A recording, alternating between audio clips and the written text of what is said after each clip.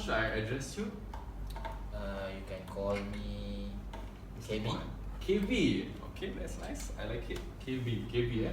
Okay, Mr. KB, thank you for giving me this opportunity to sit down with you. How was your life before you became a Muslim? Before I actually became a Muslim, I think I was actually living my life like all the other Muslim and non-Muslim. But I see the difference. One of the main difference is that without a true purpose. Being a non-Muslim is like we are educated to be like, okay, you have to work hard, you have to study hard. Why you study hard? So that you get a better job. When you get a better job, you can have a better family life and so on. So from there, your life will be considered a success. So that is my so-called objective in life at the time. In terms of lifestyle, was there a lot of change before you became Muslim and after you became Muslim? Mainly is more on eating. Okay. Yeah, eating is difficult. Okay. Before, because I love consuming pork. Okay, nice. Okay. Even until today, but I don't take it. I don't accept any reason for me to stop it. Before becoming Muslim, I don't accept any reason except for one. That is because that is the command of Allah.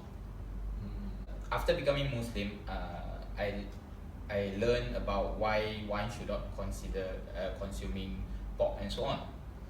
But I put myself in a situation where I am a non-Muslim. I cannot accept any of the reasons. If you were to say that pork is dirty, chicken is as well dirty. If pork have worms, tapeworms, all that, chicken has tapeworms as well, salmonella and so on. If you are not cooking it properly, and if you were to say that in terms of health, consuming pork is dangerous, who has the highest heart attack rate nowadays? Not the non-Muslim, but the Muslim. I see a lot of Chinese, especially the old people. Many of them actually go for bak kut teh almost every day, and they don't have heart attack. Yeah, that's why. It's like for me, that is part of the thing that I have to adjust a lot. You stopped eating pork because you understand that it's a command of Allah. How does that give you enough reason? Do you think that there's a divine wisdom behind it that you understand now? I know that because in this world there's only one God. Whatsoever that He commands us, there is a wisdom behind it. Regardless of whether I know or not, there is definitely a reason behind it. Most of the time, I don't question it initially, but of course, I will find out. Okay. And until today, I cannot find a very strong reason in terms of scientifically why I should stop it. But the reason that I can accept is that because it's the best meat that I have tasted. That is why it is a test. Because if Allah were to prohibit us from eating stone, would you think that would be a test? No one will eat that. So why would it be a test? How do you discover Islam? I live with 8 Malays during my degree.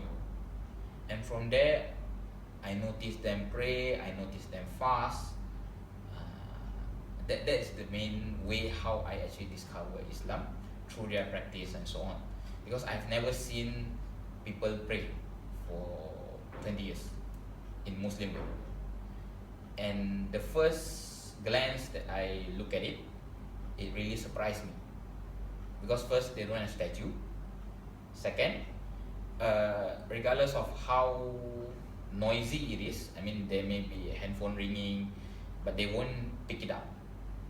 They will just continue with their prayer until they finish, then only they go and pick the phone up. During my time, when I pray in Christian way, when there's phone, I will just pick up. When there are people call me to go out to do something, I will just go. So it's like, for me, there is no focus there. Because when you pray to God, when you communicate with God, that should be a focused time, where it should be between you and your Creator and your God.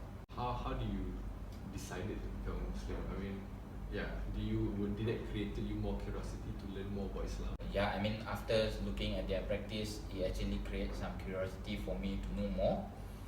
And the reason that I decided to become Muslim is due to Surah Al-Ikhlas.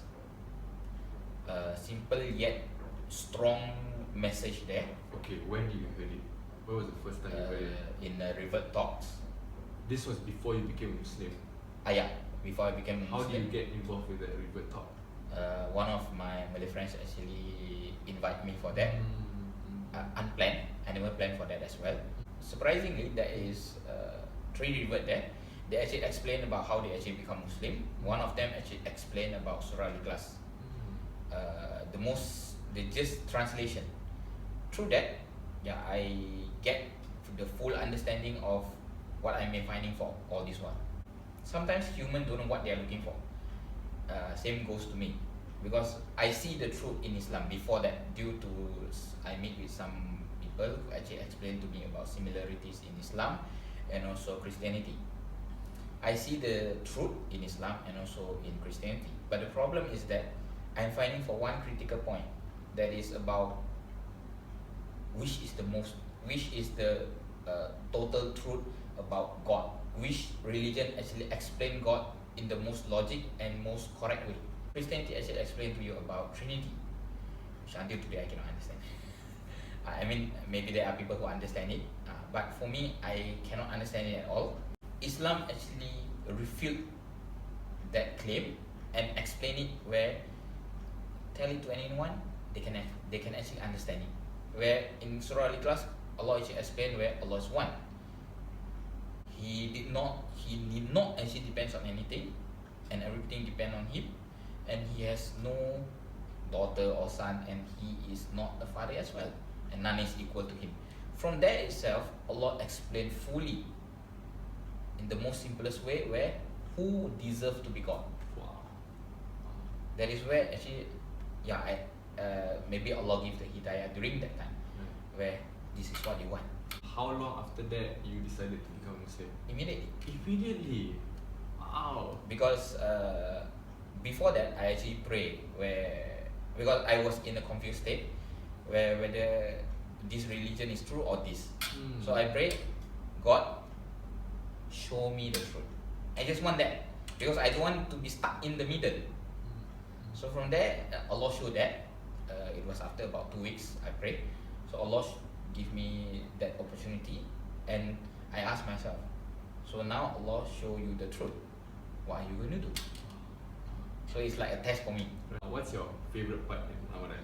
The favorite part for me is the togetherness, where I have not I have been fasting in the Christian way, but fasting in Ramadan is different, where you take your sahur together, even though it's just among friends, but you are like a family.